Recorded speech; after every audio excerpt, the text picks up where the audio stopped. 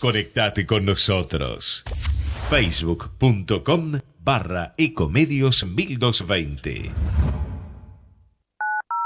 Seguir conectados nos conviene más que nunca. Contratá el combo único. Tenés Arnet Wi-Fi 20 megas para tu casa, más 2 líneas personal, más llamadas ilimitadas desde tu fijo, todo por 890 pesos. Contratalo llamando al 0800-888-1010. Unimos Arnet y personal para que ahorres mucho más. Internet adentro, internet afuera. Arnet y personal. Promoción válida hasta el 31/12/2017. Más información en arnet.com.ar.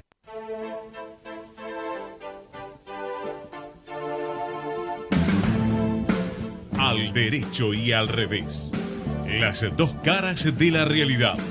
El yin y el yang de los temas actuales.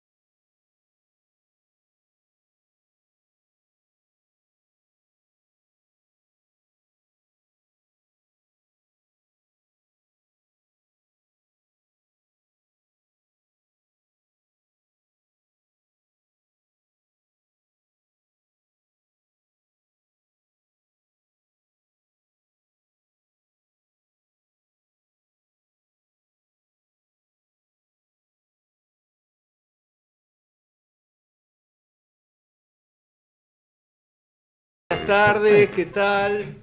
Programa número 46 de Al Derecho y al Revés por Ecomedios AM 1220. Y no es el último. No sabemos, ¿eh? Por ahí nos animamos, hacemos uno más todavía este año. ¿Uno más? Y vamos a discutirlo. ¿A vos te gusta terminar con 47? Número, quizás. Pero hablando de terminación. Y antes de saludar, si ¿Cuál quiera, es el final? Vamos a celebrar, antes de empezar, el cumpleaños de Adalberto Buceto. Ah, ¿cuándo? ¿Hoy? El pibe ayer, ¿Qué trajiste, Adalberto? Bueno, ahí hay unos caramelos por ahí para los compañeritos de mesa. No, además, si lo ven, nadie le podría dar los 50 años. 55 años que 55, tiene. qué grande Adalberto, ¿eh? Bueno, muchas gracias. 7-4 Muchas Adalberto, un felicitaciones. monstruo, Qué un bárbaro, genio. 7-4. Así que un abrazo enorme para él y para toda su hermosa familia. Sabemos que estuvo festejando ayer. En buena Sí, hora. señor. ¿La resaca Nieta continúa? ¿La también. resaca todavía? No. Tuvo sacudida por tantas cosas que uno ha visto. Sí, señor. Sí, Pero señor. bueno, nos presentamos como siempre, Alfredo Popritkin, Alejandro Drukarov. Estamos con un invitado que realmente estamos muy contentos de tenerlo con nosotros, al doctor Vicente Monteverde, contador público, licenciado en Ciencias Empresariales, varios másters, sería largo enumerar el currículum, profesor universitario, investigador y autor de 2 libros que vamos a mostrar a la cámara en un ratito. Corrupción, transparencia y prevención para el desarrollo económico y economía de la corrupción, costos de la corrupción en la Argentina. Así que Vicente, te damos la bienvenida. Bueno, muchas gracias por permitir estar aquí y como verán por el título de los libros no tengo muchos amigos, ¿eh? O sea, como verán, o sea, uno no dedicado a la parte académica no tiene muchos Algo amigos. importante es que quien publica, quien edita esos libros son nada más ni nada menos que el Consejo Profesional de Ciencias Económicas, el editorial que se llama Edicon. Edicon es la editorial del Consejo Y Profesional de bueno, Ciencias Económicas. de no, Capital el Federal. Consejo no a cualquiera le publica y Muchas no, gracias. al Bueno. contrario. Antes de continuar, yo le voy a agradecer nuevamente a Gerardo Subirana por 2 motivos, porque es un gran operador y porque no queremos que nos saque del aire. Así que como siempre, y le damos un abrazo a Fede Politi, nuestro productor, que hoy no pudo venir, pero nos dejó absolutamente O sea, estamos todo armado. 100% en manos de acá el amigo Subirana, Sí, así sí, que tal cual. hoy a no jorobar, No jorobar, no joder no se le mucho. ocurra joder Tal por cual. nada del mundo.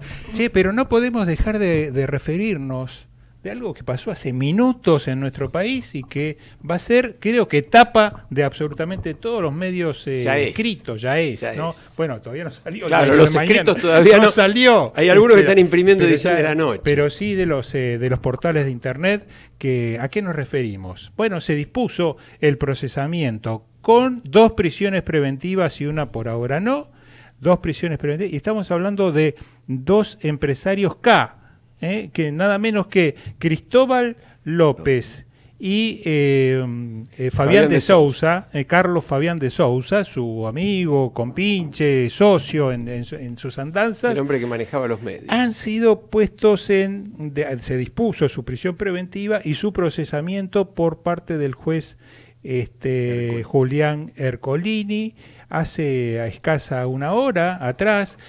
Tengo entendido que Fabián de Sousa ya está detenido. Fabián de ya fue- Sousa está detenido y a Cristóbal López lo por están- ahora lo está están- prófugo, lo están pero buscando. posiblemente se entregue en las próximas horas. Ahora, ¿vieron cómo salió la resolución? ¿No? Algo No, yo bastante eso te iba a extraño. preguntar porque vos hiciste un comentario y a mí me llamó muchísimo la atención A mí también. con a mí también. respecto a la responsabilidad del ex administrador de la FIP, ¿no? Mira, para no cometer ningún error, la parte pertinente, que es muy cortita, la voy a leer. Ordena Ercolini el procesamiento sin prisión preventiva de Echegaray.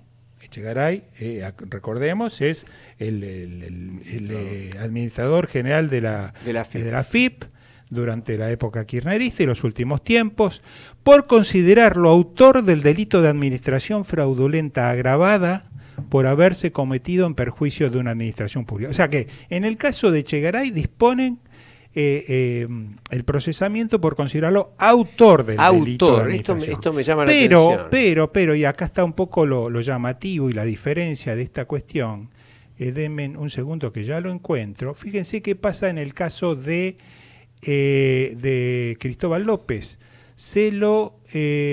También se dispone el procesamiento, pero no por ser autor, sino por considerarlo partícipe necesario del mismo delito de administración fraudulenta agravada por haberse cometido en perjuicio de la misma. Es decir, aquí pareciera que por la naturaleza del delito, habría que leer la resolución en extenso, pormenorizadamente, con cuidado, pero pareciera ser que por tratarse de un delito tributario, de alguna forma quizás orquestado desde la Administración Federal, porque acá ¿qué es lo que había pasado? Recordemos, le dan a las empresas de Cristóbal López, del Grupo Indalo, refinanciaciones de deudas impositivas sin cumplir los requisitos necesarios. O sea que se trata de una maniobra en donde la FIP está altamente o estuvo altamente comprometida y el titular en ese momento era nada más ni nada menos que... Ese es el delito que se le imputa a Echegaray. Y este es el tema, el delito de administración fraudulenta ¿de qué? De los fondos, se administró fraudulentamente los fondos del Estado. Echegaray tenía la misión de recaudar los impuestos. En lugar de recaudarlos, permitía y otorgaba reiteradamente... De manera irregular y en forma consistente, sistemática y deliberada. Ahí está. Eso, planes de pago a ahí oil está. combustibles por el impuesto a las transferencias de combustible. Esta es la maniobra. Entonces, ¿quién es el personaje principal autor de esa maniobra? Bueno, Echegaray, según Ercolini. Claro, en cuanto a los planes, sí. Ahora, en cuanto a la retención, porque recordémosle a los oyentes, que yo creo que a esta altura lo saben, y que además recordemos el monto, ¿no? Estamos hablando de 8.000 millones de pesos, valor de origen. El embargo, les doy la cifra porque es difícil de comprender, se ordenó por 17.042 millones. 509.692 pesos. Digamos 17.000. El vuelto lo dejamos. 17.000 millones. 17.000 millones de pesos. ¿Cuánto sería esto dividido a un dólar de... ¿Cuánto está el dólar? Está 17.90. Bueno, ¿cuántos? Son 1.000 millones de dólares. Usted que es contador... ¿No? Más o menos. 1.000 millones de dólares, un poquito menos. Un poquito menos. Te regalo también el cambio. Sí, Ahora, yo hago otra comparación, ¿no? Terrible. Y la quiero hacer no realmente como un rasgo de humor, sino para poner en evidencia la gravedad. Dividime 17.000 dividido 75.000. Casi la cuarta parte. Es decir, que es casi la cuarta parte de la suma que está en discusión con el tema de la reforma previsional, solamente en este delito de corrupción. Y dineros que no entraron. Ese dinero que además, recordemos, ¿no? Lo reciben las estaciones de servicio de Cristóbal López, lo recibe la compañía de Cristóbal López, con la obligación, está cobrando por cuenta de. Es decir, yo lo explico en los términos más fáciles. En mi caso particular, que he hecho muchísimas cobranzas, cobro por un cliente y no le doy la plata. Esta es la idea. Comparémoslo con los mortales. Bajémoslo a la mortalidad argentina, a la realidad argentina. Si yo le debo 1.000 pesos a la AFIP hoy, dentro de un mes tengo cartas documentos, más o menos. Sin duda. Entonces, no pagan las cargas sociales. Entonces, esto es tristísimo, no por solamente por los empresarios, sino por las cuestiones, por las cuestiones que tienen que ver con la igualdad de derechos. Acá hay una cuestión de no igualdad de derechos. O sea, si yo puedo evadir 8.000 millones de pesos en el tiempo, hay una cuestión de desidia. Y si te dan de manera irregular y en forma consistente, sistemática y deliberada planes de pagos por esa plata. Entonces yo entiendo... No por el impuesto a las ganancias. Me voy a referir un poco a algo que pasó. Hay una integrante de la Corte que brindó por Montesquieu. Yo la felicito cuando brindó por Montesquieu y la igualdad. Pero la igualdad tiene que ser la real.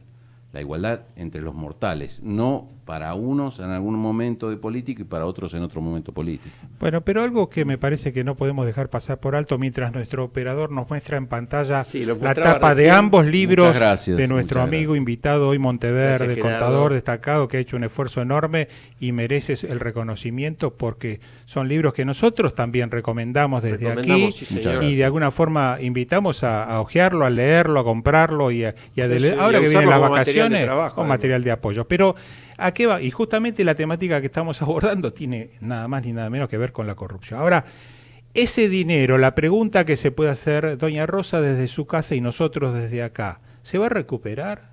No se va a recuperar. ¿Sabe por qué no se va a recuperar? Muy difícil. Alejandro, porque ese dinero fue utilizado y aplicado para la adquisición de empresas del grupo Indalo. Se ha desviado el dinero. Esos fondos no es que existen depositados en una cuenta en un banco y se va a poder embargar o recuperar de alguna forma. Muchas de esas empresas y algunas de estas empresas, no nos olvidemos, se tratan de empresas del rubro periodístico, adquiridas para justamente fortalecer la propaganda de la época kirchnerista, la actividad política. Y entonces, de alguna forma, el objetivo de todo esto es decir, señores, si solo $1.000 millones por esa cuenta rápida que acabamos de hacer, se nos fue, se evaporó del Estado en estos años por este solo caso. 3-4 mil millones por el caso vinculado con Lázaro Báez. El cálculo que hizo en algún momento una ONG muy conocida que se llama Contadores Forenses. El cálculo que se hizo... Yo conozco tengo un amigo ahí. De una estimación de 20 mil millones de dólares de fraudes durante los 12 años de la época kirchnerista. No es ninguna exageración, porque tomemos nomás como punto de partida los 5 mil millones de YPF, que se evaporaron y nunca se recuperaron. Me estoy refiriendo a las regalías de YPF en el caso de Santa Cruz. 5.000 más 3.000 más 1.000, y solo en esas tres cosas tenés 8.000. Pero no son los únicos 3 delitos que hubo en esta época. Pero bueno, volvamos un poco a lo nuestro. Pero está tal como vos decís. ¿te acordás que Alconada Amón y el Grupo de la Nación hizo una investigación que da exactamente la misma Alejandro, cuenta? ¿no nos lleva esto a pensar si lo que nos está pasando con la detención ahora de un empresario, quizás no sé si sería un empresario completo, porque Cristóbal López, a diferencia de Lázaro Báez, es un empresario que ya lo era, antes de los Kirchner, tal cual. Pero que además no es que solamente nació y vivió, como fue el caso de Lázaro Báez, que su primer sociedad, Austral Construcciones, se forma el día que se conoce que Néstor Kirchner iba a ser presidente. En el caso de Cristóbal López ya tenía sus actividades empresariales bastante fuertes en el sur, pero se le agregó todo lo vinculado con el tema petrolero, se acuerda, con una cantidad de actividades de diferente naturaleza. Tomó a su cargo la empresa Alcalis de la Patagonia, una empresa clave, fabricante, la productora de de alcalinas, de productos básicos para la fabricación de productos químicos, que están muchas empresas detrás de ella, y él la obtuvo solamente haciéndose cargo y prácticamente pagando unas pocas monedas, pero es una empresa de gran valor. Ahora, ¿cuánto de todo eso podrá recuperar el país y hacer valer para que, no sé, toda esa fortuna que se evaporó, de alguna manera regrese al patrimonio Yo le nacional? preguntaría, aprovechando el tema a nuestro invitado, justamente porque esa es la materia sobre la que él ha trabajado, si él ve factible en el caso el recupero, y cómo está el tema de recuperar ese dinero robado, no solamente en este caso, sino en la corrupción en general, porque nunca nos quedamos en plantear que es un gobierno solo tampoco. Esto es una matriz de corrupción que viene de mucho tiempo, ya vamos a hablar ahora, está esclareciéndose toda la ramificación de los casos de Odebrecht, Camargo Correa y demás en la Argentina, de las grandes empresas brasileñas. Está ahora bastante desarrollada la vinculación entre esas empresas y las argentinas. De ninguna manera son solamente Cristóbal López y Báez. Ahora van a tener que ir a declarar grandes empresarios argentinos. Techín está acusada en Brasil, está involucrado en Italia, está involucrado Benito Rollo, está involucrado la Cámara de la Construcción. Es complejo, pero de todas maneras, ¿qué chance ves vos de que se pueda recuperar la plata? De que no, en vez de andar viviendo con la desesperación de a quién le sacamos, la tengamos. Yo te planteo el tema en dos partes, porque nosotros vivimos los últimos 12 años y vamos a seguir viviendo los próximos. Y las empresas son las mismas que estuvieron los últimos 12 años y son las mismas que están ahora. Entonces, el planteo es el sistema de recupero de activos en el mundo es muy en ejemplo, en Brasil fue muy eficiente, y aquí lo que faltaría es establecer un sistema más rápido, y yo agregaría también el patrimonio del funcionario que tuvo que ver. Uh-huh.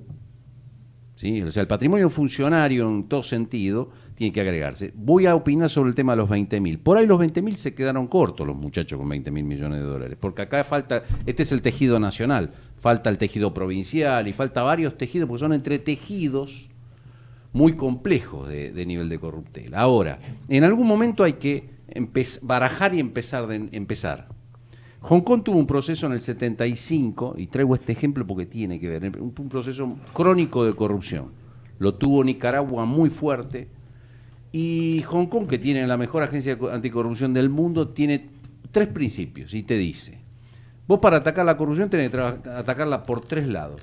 Primero, el castigo. Si vos no castigás, no tenés la recompensa, o sea, el corrupto va a ver la recompensa, va a volver. La reincidencia. Después, la prevención. O sea, vos no podés estar cada 10 años viendo estos cadáveres de dinero, de situaciones, de funcionarios. Entonces, el castigo, la prevención, y el último elemento es la educación. Vos tenés que trabajar para una sociedad para dentro de 10 años o 20 años y establecer una cultura adentro. O sea, dentro de las escuelas. En algunos países, Corea, Lituania, Letonia, en muchos países se trabaja con videos desde la escuela primaria en educación anticorrupción. Entonces, como hacemos educación vial, como hacemos educación sexual, establezcamos en los colegios algún tipo de estructura de valoración moral para esta cuestión. Ahora, eso a mí me parece bárbaro, y creo que es un tema para desarrollarlo largamente. Ahora, en lo concreto y con respecto a lo que decía Alfredo, y la misma pregunta que te hice, ¿vos ves chance de recuperar el dinero? Yo veo chance porque las empresas las tenés. Entonces, tenés que hacer, como pasó hace muchos años, hace 10 o 20 años, pasó con un grupo empresario español, que no recuerdo el nombre, muy importante, que actuó en un caso de corrupción, y el Estado español lo subdividió y vendió empresa por empresa. Entonces, de alguna manera, eso tiene un valor empresario, esos grupos. A lo mejor el tema de los 17.000 va a haber que rascar varias ollas para recuperarlo, pero el valor de las empresas está. Entonces, si se hace una venta eficiente del grupo, o por empresa o por grupo, ¿se entiende? Se recuperan los valores. ¿Por qué? Porque las empresas a raíz de este hecho de corrupción, las empresas no pertenecen más a este hombre. Si yo hago un proceso de evaluación... Por ahora estamos un poco lejos, ¿no? Bueno, sí, pero hay que hacer un proceso de... Por ahora, en realidad, esas empresas pertenecen ahora al supuesto comprador por $1. Claro. que Claro. está intentando un proceso concursal que le fue rechazado y ahora está pelado. No, pero no nos olvidemos que tanto la FIP como la UIF se opusieron y el juzgado lo rechazó. Y ahora lo que sí está vigente a partir de hoy es este embargo que hablábamos de 17.000 millones de pesos. Por lo tanto, esos embargos caen sobre las acciones de las empresas, más allá allí mismo en la resolución se establece que el 99, y algo % pertenecen a Cristóbal López y a Sí, las Claudio empresas no son del grupo. a de Sousa, así que eso queda automáticamente, va a quedar afectado muy rápidamente todo el grupo Indalo a este embargo, entiendo yo. Y a partir de allí va a haber que nombrar administradores, o sea, va a cambiar la situación porque además Cristóbal López, como cabeza del grupo, a partir de ahora está detenido. O sea, ¿quién va a administrar tiene la propiedades empresa? en Miami, también tiene un casino en Miami que se lo vendió. Tiene un bueno. casino en Miami que ese no, yo creo que no lo vendió, pero lo habrá puesto a buen resguardo. Bueno, ese es el problema, porque vos tenés razón en lo que estabas diciendo, pero si realmente las acciones no están a nombre de él ahora... La convención de la ONU Anticorrupción establece en sus artículos, a través de tratados internacionales, la recuperación de los activos transnacionales. Sí, pero Entonces, los casos donde eso se ha logrado son pocos. Bueno, ¿no? por eso te estoy diciendo, las puertas están abiertas. Si vos estableces las convenciones, estableces bien la reglamentación, haces los acuerdos que tenés que hacer, como haces acuerdos tributarios por una vía de información, haces acuerdos de recupero de activos por otra vía. A ver, yo lo que veo es, porque otro tema que teníamos en el temario, en el que siempre la realidad nos cambia todo y tenemos que arrancar por otro lado, pero lo charlábamos también antes en la previa. El lavallato argentino. Es el tema del lavallato argentino. Y hay una noticia de ayer, Ese es el que falta. muy todavía. interesante. El juez Moro acaba de hacer un nuevo acuerdo con Camargo Correa. Camargo Correa es la segunda constructora más grande de Brasil, después de Odebrecht. Acá también actuó. Que acá también actuó y que acá también está bajo imputaciones graves La de provincia de Buenos corrupción, Aires, creo que gasoducto. Sí, acá tenemos toda la información, pero digamos, para no perder a la gente con los detalles, porque al final se acumulan tantos casos de choreo, vamos a llamarlo por su nombre, pero lo interesante es, Moro hace un acuerdo con Camargo Correa que implica el reconocimiento de delitos que no tienen nada que ver con Petrobras. Es decir, no es la causa que investigaba Moro, sino que está a raíz de Petrobras. Encontraron un papelito que tenían los muchachos de Odebrecht sobre cómo se distribuían en el Club de los 100, si mal no recuerdo el nombre, las licitaciones, quién ganaba cada uno, con nombres de grandes tenistas. Uno era, qué sé yo, como que uno era Borg, el otro era McEnroe, era Jimmy Connors, por ahí estaba, no sé si estaba Guillermo Vilas, espero que no hayan ensuciado. Tenían el nombre de grandes tenistas y se adjudicaban las licitaciones, pero ¿saben de qué? De las grandes obras del Mundial 2014 en Brasil. Es decir, esto sale a raíz de la investigación de Moro por el lavallato, donde no se investigaba el periodo anterior. Entonces, cuando hay voluntad, esto lo hemos dicho 50 veces en el programa, lo han dicho los fiscales que nos acompañaron, lo han dicho los jueces que nos acompañaron, cuando hay voluntad, cuando hay decisión política, cuando hay presión de la sociedad, de repente se logra no solamente descubrir lo que se está investigando, sino las ramificaciones que siempre son mayores. Yo te abro una ventana acá, sin aburrir a la audiencia. El 1 de diciembre se aprobó la ley de responsabilidad penal empresaria. En esa ley, que empieza a regir a partir del 1 de marzo, había un artículo, el 37, que no se aprobó, que eran los hechos de corrupción anteriores. Pero esa ley tiene un articulado donde habla de acuerdo de colaboración eficaz. Y yo creo que esa ley, a través de la interpretación judicial, puede abrir una ventana hacia atrás. Ajá. Entonces, porque la ley habla de que si se pone en peligro la continuidad de la empresa puede avenirse. Hay 3 hechos donde tiene que autodenunciarse la empresa, devolver la plata, pero creo que esa ventana se puede utilizar legalmente, y estos casos que empiecen a aparecer, yo lo hablé y lo hablé en el Consejo Profesional y lo hablo en las reuniones donde estoy dando el curso, esta ventana, aunque no se aprobó legalmente, los jueces la pueden interpretar. Entonces las empresas pueden avenirse a ese acuerdo de colaboración eficaz, aunque el hecho de corrupción fue anterior, devolverle el dinero Y ahí tenemos una ventana de devolución y de Es decir, vos lo que recuperación. estás diciendo es que esto puede abrir la puerta a aplicar la idea de la figura del Exacto. arrepentido Esto puede abrir de una la- manera Esto mucho puede más abrir- consistente. Esto puede abrir la puerta siempre y cuando el mecanismo de la justicia argentina empiece a funcionar y como fueron presos esta gente, lamentablemente, estos dos dueños de grupo, vayan otros si tienen que ver. O sea, si la justicia es seria y empieza a condenar a los empresarios que hace 12 años pagaban los sobornos y hoy siguen trabajando, entonces tenemos una puerta, primero de recuperación, Ujú. y segundo tenemos una puerta de orden. Yo antes de terminar la primera media hora quería pedirle a Adalberto, cambiando un poco abruptamente el tema, pero para cerrar algo que nos quedó pendiente, porque tenemos tu experiencia, y realmente damos vuelta a la página ahí, tenemos tu experiencia de viaje reciente. Ajá. Y tus charlas, tus reuniones, tu trato con cantidad de gente en Cataluña, donde estuviste un buen rato, y sabemos que nos podés decir algo interesante porque dentro de, ¿cuánto? 2 días 2 hay días. elecciones. Sí. Estas elecciones, recordémosle a la gente que vienen después de la intervención del gobierno central en Cataluña. Lo que hizo Rajoy, más allá de la opinión que cada uno tenga, fue intervenir y fijar fecha de elecciones casi simultáneamente.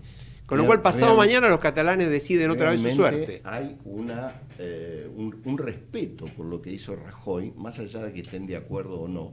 Fíjense que incluso estuvo consensuado con el PSOE, así que directamente los dos grandes partidos de España, no de Cataluña, de España, fíjense que PSOE y PP tienen muy poco en Cataluña en sí, de aplicar la Constitución.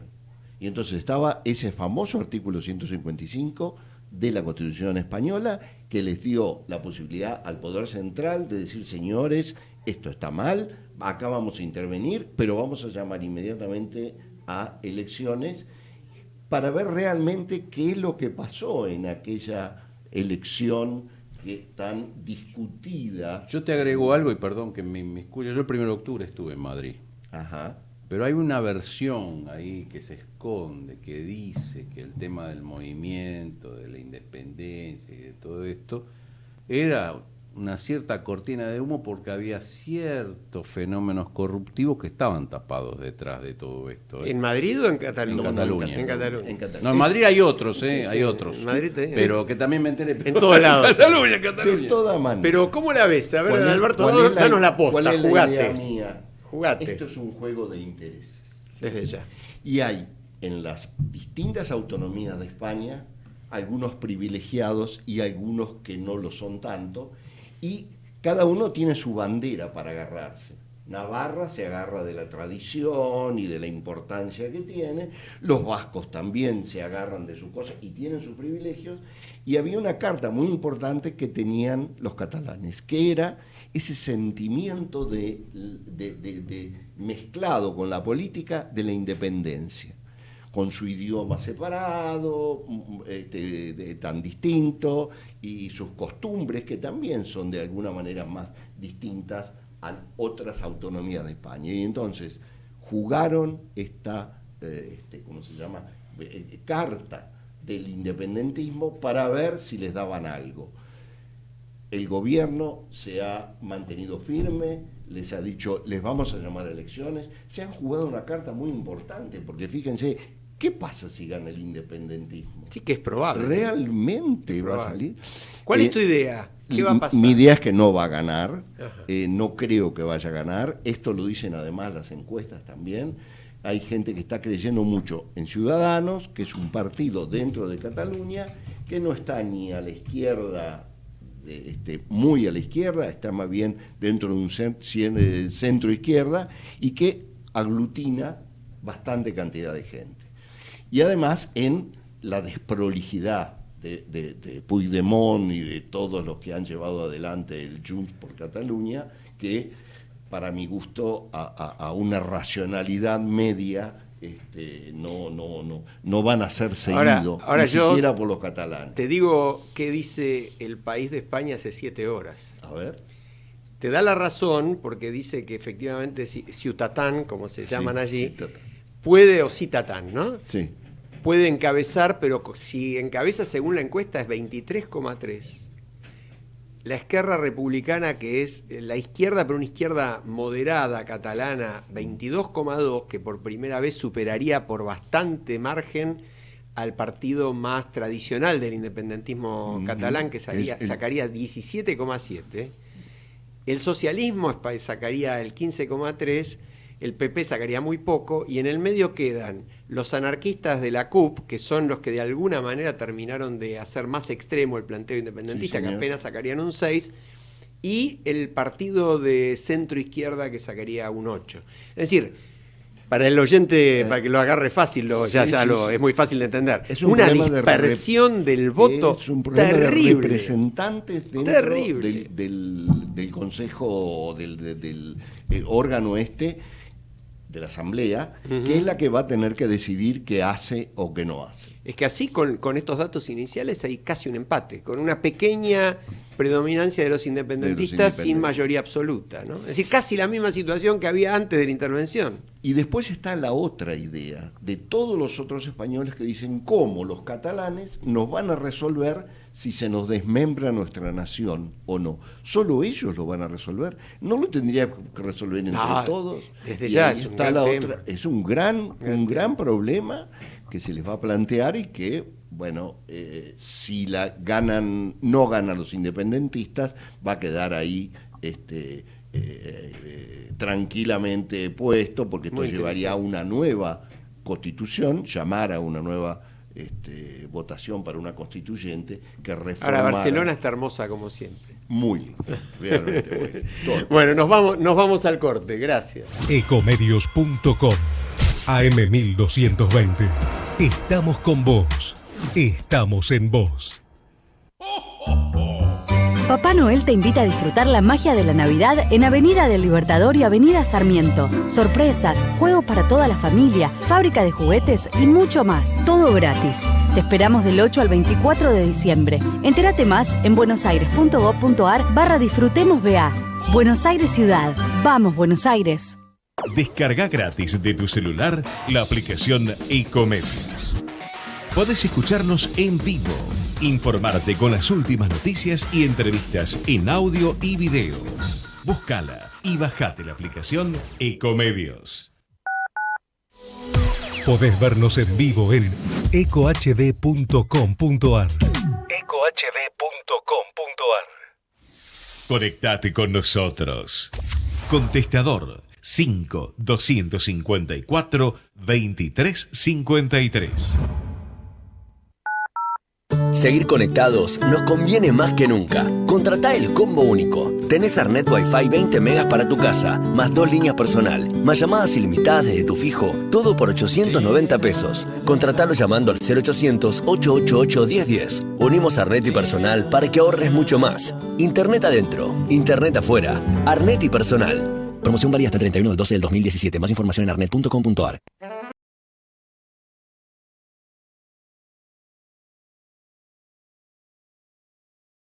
De vuelta. Alfredo, vos, hay algo que no charlamos, obviamente porque todos tenemos una profunda sensación de tristeza por lo que pasó ayer. Y vos antes en la previa hacías una pregunta creo muy interesante sobre cómo mirar este tema del conflicto, no solo de la reforma previsional, sino sobre todo de estos incidentes tan espantosos de ayer en la calle, ¿no? Sí, es cierto. Yo tengo una mirada propia, por supuesto, no soy un analista político ni pretendo serlo, pero sí seguimos, vos sabés bien, vos, yo, nosotros, muchos de nosotros, seguimos bien de cerca todo lo que pasa en la justicia federal en particular. Cómo se vienen sucediendo los hechos, qué pasó a partir de diciembre del 2015 con el cambio de gobierno, qué reacciones hubo, qué actitudes hubo, pero yo hago esta lectura y te voy a dar, para hacerlo muy cortito, solo algunos títulos.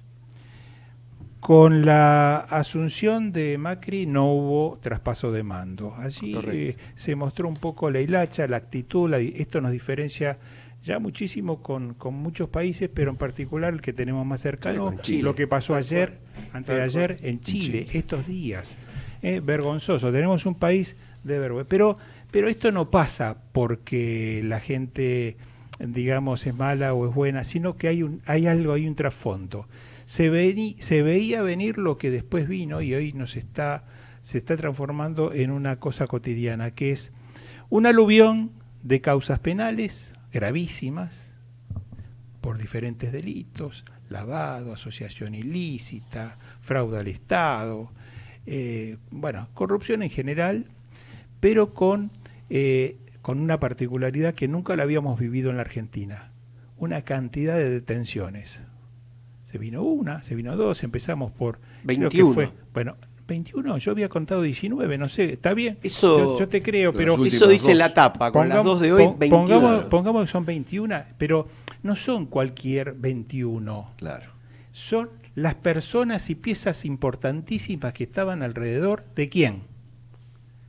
Alrededor de la presidenta, de la expresidenta, de Cristina Fernández. Pero en los procesamientos, no en las detenciones, en los procesamientos, ella también está incluida. Y hoy nos tapa, o ayer nos tapó una noticia que fueron los desmanes en virtud de la sesión del Congreso sobre la ley previsional.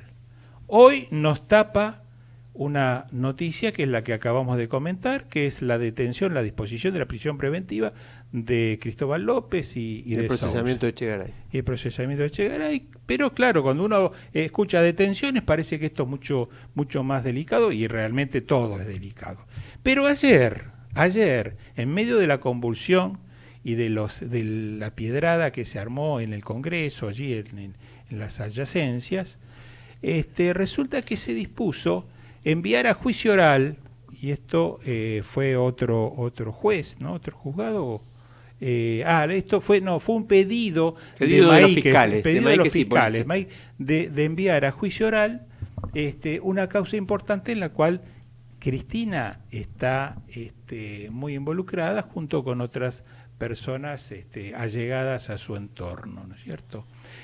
Sí, uno dirá, bueno, no va a ser la primera, porque ya también está el tema de los fondos, este dinero del Banco Central, las diferencias que se ha hecho a través de las colocaciones del dólar futuro, de la llamada causa del dólar futuro, que es una causa todavía muy discutible y política, pero esta de ayer no es una causa política, es una causa de fraude hecho y derecho y demostrable desde todo punto de vista. Entonces, ¿qué es? Resumiendo un poco, tomando, digamos, toda la realidad de lo que nos está pasando en los últimos meses o par de años a esta parte. Evidentemente hay una intencionalidad de volver a ocupar por parte del kirchnerismo algunos cargos que han dejado por efecto de las elecciones. Y por eso la insistencia que todavía no ha cesado y las agresiones con gente en la calle, a pesar de que algunas de las cabezas de esos movimientos sociales también están detenidos, como el caso de Delía o Esteche, que si no hubiesen estado detenidos seguramente los hubiéramos visto ayer tirando piedras o encabezando algunos de los grupos sociales. Eso no ocurrió, pero su gente sí estaba allí.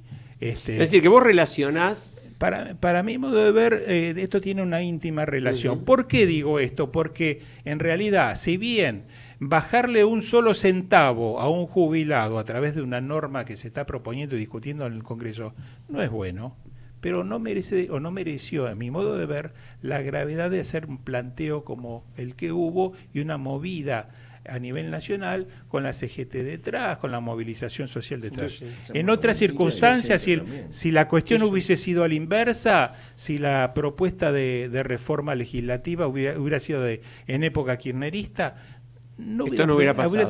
Vos decías en la previa, si el presidente hubiera sido Scioli, esto no hubiera pasado. Claro, y la medida pudo perfectamente no me animé a haber sido repetirlo al aire, pero vos lo dijiste. Yo pienso eso. Si el presidente hubiese sido Scioli, lo que pasó ayer no hubiera pasado. Vamos a ver si hay revés. Alberto. Como ciudadano, ¿qué es lo que me causó y qué es lo que he visto yo en otros ciudadanos con los que he estado? Hoy les hablaba en la previa también de los jóvenes, 35 a 45 años, angustiados por ver esa realidad que se estaba viviendo en las playas, no comprendiéndola, por qué, cómo esto se para.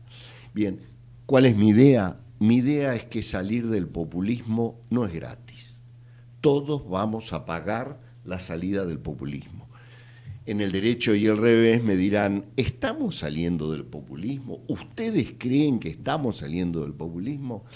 Yo no sé si es más esperanza que otra cosa, pero creo que vamos en camino a salir del populismo. Si saldremos o no, no lo sabemos.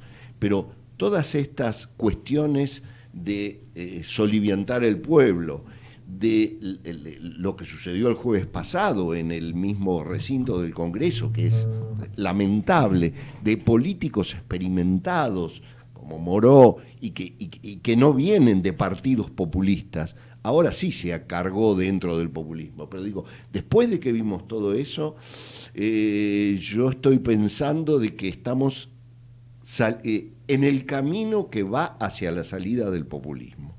Y para eso, ¿qué hay que hacer? Aplicar la ley. Aplicar la ley suavemente, pero firmemente, digamos, no dejar escapar a los responsables de que estas cosas sucedan. Ahora ya estamos bajando. Alfredo nos hablaba de las grandes cuestiones de la corrupción y Vicente posiblemente continúe hablando de la corrupción. Ahora estamos al nivel agronómico, a nivel calle, a nivel del tipo que tira piedras. Bueno, ¿qué hay que hacer? No solo agarrar al que tira piedras, sino agarrar también a aquel que lo llevó, que les dio los 400 pesos, como decía Infobae. ¿Y quiénes son? ¿Quiénes? Y son los punteros políticos, para mi gusto, de los populistas. ¿Y a quién responden? Y responden al Partido Peronista y fundamentalmente al kirchnerismo. ¿Al Partido Peronista o al kirchnerismo? Al Porque kirchnerismo, yo diferenciaría sin ninguna en eso. duda. Y algunos sectores del Partido Peronista también, porque yo lo he visto a Solá. Y ahora igual yo digo, no nos perdamos tanto, porque cada uno puede tener su opinión y está muy bien. Pero a mí me preocupa centrar, Alfredo lo centró bien, él ve una de las causas y dijo algo que para mí es un poco lo que define su opinión, porque define la gravedad. Esto con otro gobierno no hubiera pasado. Ese es un análisis muy válido. Vicente, dale. Sí, yo te voy a traer una analogía histórica, pero tiene que ver. Cuando MacArthur toma, después de la derrota de Japón, el gobierno de Japón, los funcionarios japoneses no cobraban sueldo. Tenían la casa, la comida y prestaban el servicio. No recuerdo por cuántos años. Entonces, si salimos de una etapa populista y vamos a una etapa de realidad, que el sector político pague su costo también. Sí, sí. Uh-huh. Sí, está muy bien. Pero que lo pague realmente, porque yo no sé quién es. Yo el 14 de diciembre salí del subte y crucé las 2 calles para ir a trabajar a la universidad y crucé 2 manifestaciones. Yo no estoy en contra de que uno manifieste, pero el que está manifestando y recibe un subsidio que se le está pagando por el lado de los impuestos y está realizando una protesta, o sea, el que tiene tiempo para ir a la protesta y percibe un subsidio, percibe eso, yo creo que lo que hay que hacer es equilibrar estas cosas. Yo no voy a pagarle un subsidio a una persona para que me venga a tirar una piedra, porque entonces, ¿qué estoy financiando? ¿Qué estoy financiando? Claro. O sea, ¿qué estoy ayudando a alguien para qué? Para que me venga a cajotear. Entonces, pongamos las cosas en su lugar. Primero, que el sector político pague sus costos. Yo creo que la estructura política de la Argentina es demasiada. Cuando hablas del sector político, ¿de qué hablas? Por ejemplo, hablo de los consejos deliberantes, los parlamentos. Con esto van a decir que no es antidemocrático. No es antidemocrático. La estructura de la Constitución del 94 ha generado que en cada ministerio haya jefes de gabinete. En cada municipalidad, cada funcionario tenga jefaturas de gabinete. O sea, hay superestructuras del Estado que las estamos financiando a los 3 niveles, a nivel municipal, a nivel provincial, a nivel nacional. Entonces, si los diputados no creen en el capitalismo, vamos a ser claros, soy de izquierda y no creo en el capitalismo y no creo en esto, quedo en el sueldo. Que no tenga asesores. Ahora, yo puedo estar de acuerdo con vos, pero independientemente de eso, esté de acuerdo o no, eso no es significativo. Por supuesto, pero ¿no? ¿Sabes cuál es el tema? Los gestos y el ejemplo es el que vale. Si yo estoy proponiendo salir del populismo y tener costos que le duelan a todos, que le duelan a todos.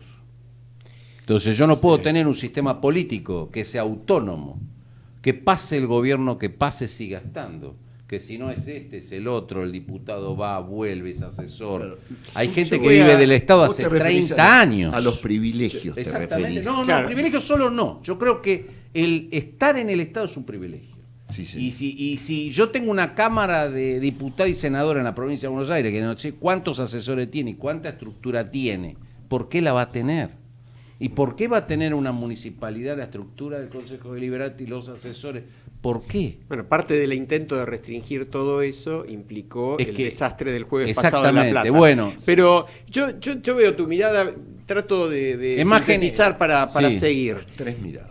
Nos falta la tuya, Alejandro. Por eso, Sí. yo tengo estamos un poco al revés. No al revés, porque la verdad es que no disentimos en los conceptos de fondo, pero muy breve.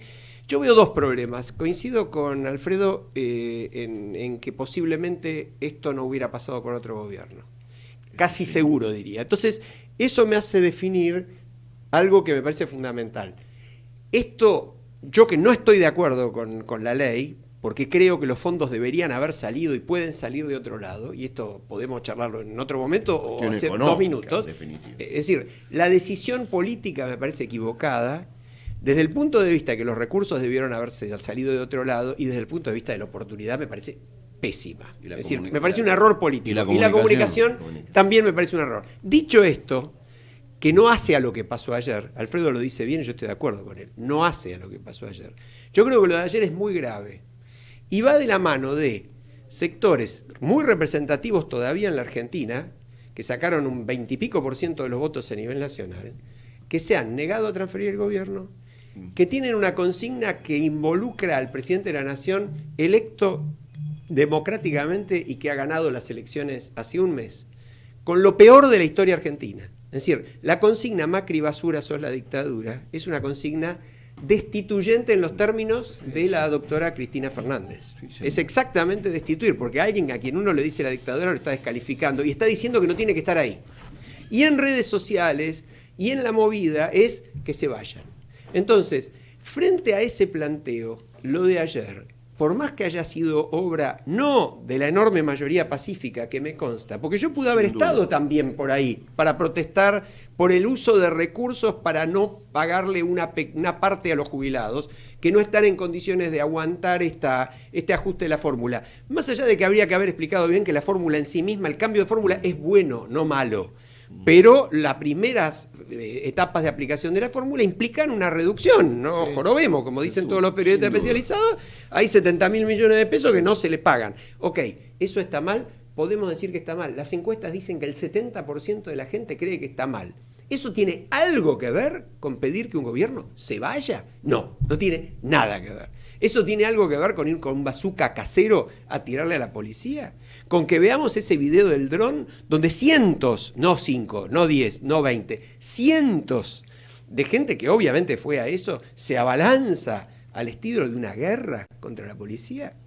Que además todo exceso debe ser sancionado, todo exceso debe ser investigado. Lo del jueves pasado, baleando con balas de goma a los periodistas, fue un desastre. El Ministerio de Seguridad tiene que rendir cuenta. Eso no tiene nada que ver. Son dos cosas distintas.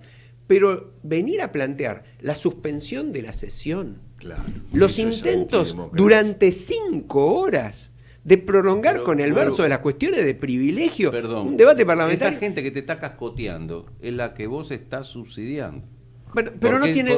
porque ahí te hay contesto, sectores de izquierda. Vicente, pero te contesto. Para mí, esos son dos, también Sí, son dos pero temas hay distintos. sectores de izquierdas que. ¿Cómo se financia eso? Pero son dos temas distintos. Bueno, La plata no es del gobierno, la Está plata es de bien. todos nosotros. Tenemos un 30% de pobres Sí, y sí, un sí. 50% de jóvenes menores de 20 años Sí, pobres. sí, sí. Entonces, es una situación de una gravedad absolutamente extraordinaria, que no justifica lo de ayer. No. Primero porque el gobierno ha sido electo democráticamente, pero segundo porque los que lo promovieron en buena medida hicieron exactamente lo mismo, porque dejaron el mismo 30% de pobres y el mismo 50% de jóvenes, y como bien decía Alfredo, si hubiera habido otro gobierno no lo habrían hecho. Entonces, cierro. Yo divido los temas. Hagamos un programa 2 o 10, discutamos cómo se paga la crisis, cómo se arregla para que los gobernadores puedan seguir gobernando, porque también es un tema, no nos podemos desentender. Los gobernadores que son tipos que les importa todo tres pepinos, no, que no quieren que los reelijan, claro que quieren, pero tienen que pagar los sueldos. Entonces, ese es otro tema y hay que ver de dónde se saca. Yo pienso que no de los jubilados. Ahora, el peligro de lo de ayer, y yo creo que por suerte la sociedad lo tiene muy claro, es que la violencia no es un camino para nada en la Argentina, no puede serlo nunca más. Y creo que eso ha quedado como la síntesis de lo de ayer, la violencia, de un lado o del otro. Pero también podés responsabilizar al sector político que lo sin duda, entonces que el sector político identificado pague los costos de lo que rompió esa gente y lo tenga que pagar, porque los comerciantes, la gente que fue dañada y todo eso, que lo paguen en carne propia. ¿Por qué no? Pero estos son deseos. En la práctica esto no va a ocurrir. Ya sabemos que no va a ocurrir. Así que este es un problema de orden. Hablemos de posibles de cosas posibles. ¿Se aplica o no se aplica? Yo les pregunto, al final de todo y como conclusión, ¿hay lavallato en Argentina o no hay? ¿O lo puede haber en los próximos tiempos? Puede haberlo. Estamos cambiando, porque hasta ahora decíamos que no. Yo voy por el revés. Lamentablemente. Estás descreído. Yo no vamos a tratar, ya no hay mucho tiempo, me parece que estuvo muy bien tratar lo que tratamos, pero uno de los temas que teníamos justamente era algo que parece menor, ¿no? Los sorteos de los jueces federales, no solo de los jueces federales, pero los sorteos de Comodoro Pi en particular, en teoría se habían iniciado en el año 2011 para terminar con la dirección, con el forum shopping, con yo elijo qué juez quiero. Bueno, después de que se cambiaron, curiosamente, esto lo dice Tato Yang en un libro que a mí me sigue asombrando, lo acabo de terminar, porque digo, si a Tato lo querellaran criminalmente por calumnias todos los que acusa, concretamente con nombre y apellido, pero no le alcanzaría la vida. Pero lo dijo Servini de Cubría, lo dijo por televisión, así que... Lo de los sorteos lo dijo Servini, pero Tato lo dice de una manera mucho más dura. Tato dice, tendría que haber 18 claves para ingresar al sistema, esto es dato, no es opinión, 18 claves, una por cada cámara para los sorteos. ¿Saben cuántas hay? 27. Bueno. ¿Quién tiene las otras 9? Él dice, y no sé, ¿será la CIDE? Ahora la AFI, que tanto viene determinando en la justicia federal, y tanta, ¿será Angelici? ¿Será Lorenzetti? ¿Quién puede ser? Entonces, casualmente, cuando el doctor Ollarvide, porque no podemos tener tan corta la memoria en la Argentina, que se acaba de ir hace un año, cuando el doctor Ollarvide casualmente recibía el 80% de las causas de corrupción contra el gobierno anterior, muchos se preguntaban, qué curioso cómo funciona el sistema de sorteo. Alejandro, te cambio de tema. Cambialo, porque esto es lo que se está investigando. Esto está interesante, y lo tenemos que seguir porque es un tema importante.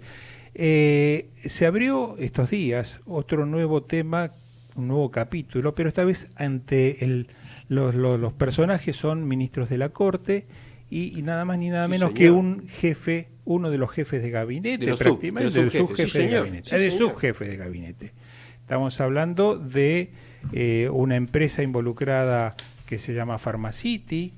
Estamos hablando de los últimos ministros incorporados a la Corte Suprema de Justicia, que son Rosenkrantz y Rosati, ambos en una causa en donde por enésima vez Pharmacity apela. ¿Cuál es la cuestión de fondo aquí?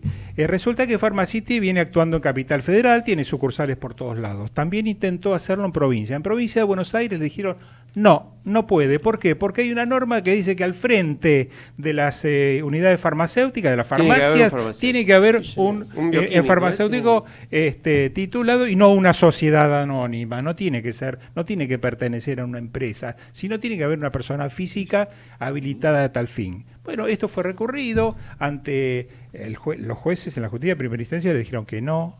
La Cámara Civil y Comercial de la Provincia de Buenos Aires dijo que no. Fueron a la Corte de la Provincia de Buenos Aires y le volvió a decir que no.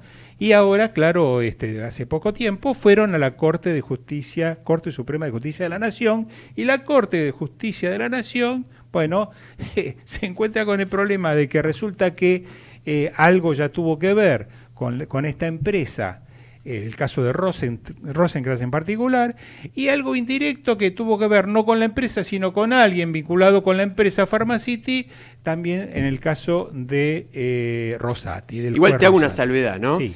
Para mí la actitud de Rosenkrantz es impecable. Es correcto, está porque bien, él como está fue bien. abogado de la empresa, inmediatamente se excusó pero y se déjame apartó. agregar el último Y Rosati párrafo. también. Déjame Es más, agregar- Rosati se aparta sin que tenga una relación directa. ¿Es posible, pregunto yo, que hoy funcionario público de tanta trascendencia, tanta importancia, sigue insistiendo de esta manera en beneficio de una empresa privada de la cual se supone que está absolutamente desvinculado? Esa es la frontera ética que hablamos. Bueno, ahí la aparece propia autorregulación ética. Yo desde el revés, ojo, ¿no? Aclaremos una cosa. Bueno. Mario Quintana tiene el 3% de las acciones de Pharmacity Sí, y a podríamos nombre de él. cuestionarlo eso está a nombre de él y podríamos cuestionarlo por el lado del conflicto de interés. ¿Es conflicto de intereses? Pero no tiene cargo directivo. Es cierto que fue el CEO de Pharmacity hasta el día que asumió, o hasta pocos días antes de asumir. Éticamente tiene un conflicto de intereses. Hay un conflicto de intereses. Yo creo que hubiera sido interesante que todos los funcionarios que vienen de la actividad privada pongan sus bienes en fideicomisos ciegos, vendan las acciones que tienen que vender, como hizo, ¿se acuerdan que Piñera vendió todas las acciones de LAN, nada menos? Y las vendió de verdad, ¿eh? Sí. Entonces yo creo que esa es la línea, que es marcando un poco la diferencia que decías vos, ¿no? Sí, estamos en aprietos. O sea, fíjense cómo el gobierno de Macri, si bien no hasta ahora no ha visualizado los mismos problemas del gobierno anterior, pero ha traído nuevos, que son que la mayoría o gran parte de sus funcionarios son personas que han tenido una trayectoria importante a nivel empresario y resulta que acceden a la función pública. Correcto. Pero no lo hacen con absoluta y total prolijidad, tampoco la Oficina Anticorrupción, que prometió ocuparse del tema y establecer normas o pautas absolutamente claras y estrictas y rígidas, que lo ha hecho un intento, en realidad fueron pautas y normas absolutamente poco claras. Solo tomemos el caso del presidente Macri, que sí ha constituido un fideicomiso ciego, pero resulta que cuando vamos a la letra chica de ese fideicomiso, vemos, fíjense ustedes, que solo el 40% de su patrimonio está en el fideicomiso ciego, el resto lo sigue manejando el propio presidente Macri en forma personal, él, a pesar de que no le sobra un minuto ni para atender cosas personales. Bueno, sin embargo, esto sí tiene para ocuparse. Acá nos están avisando desde... nos levantaron un dedo, no sé qué significa. Yo creo que nos dicen un minuto. Yo voy a aprovechar para pasar un breve aviso porque lo merece un querido amigo y un profesor muy distinguido, el doctor Ricardo Guibur, que anuncia la maestría en Filosofía de Derecho de la UBA con un conjunto de profesores de altísimo nivel. Desde acá le decimos al doctor Guibur que lo esperamos. Y lo esperamos el año que viene, miércoles, jueves y viernes de 16 a 20, una maestría de 640 horas en 2 años, que es para pensar realmente. La teoría que no sirve para la práctica es totalmente inútil y una práctica que no se apoya en una buena teoría es probablemente ineficiente. Yo además de agradecerle la visita, el acompañamiento y la opinión al amigo Vicente Monteverde y volver a aconsejar que lean sus libros, leamos sus libros, por favor, no lo omitan. Yo les quiero decir, por lo menos en mi caso, y creo que es el de todos nosotros, que prácticamente para nosotros es uno de los últimos, si no el último programa de este ciclo, que fue algo que comenzó como un chiste y gracias a Dios sigue siendo un ambiente muy relajado, donde podemos expresar libremente nuestras opiniones, nuestras ideas, y hoy prácticamente estamos como cerrando este año que comenzó en febrero, a principios de febrero. Así es. Y lo hemos hecho con mucho agrado. Vamos a continuar en principio el próximo año, si no nos echan, creemos que no, esto continuará así para adelante, pero en principio también aprovechamos estas fechas para empezar a desearles felices fiestas, que tengamos un buen cierre del año y bueno, y que ya nos están sacando del aire y será hasta próximos encuentros. Sí, señor, vamos a desearle felicidades a todos. Muchas gracias. Un abrazo para mis compañeros con los cuales fue un placer haber hecho este año el programa y sin duda yo creo que o nos vemos el martes que viene o nos veremos el año que viene.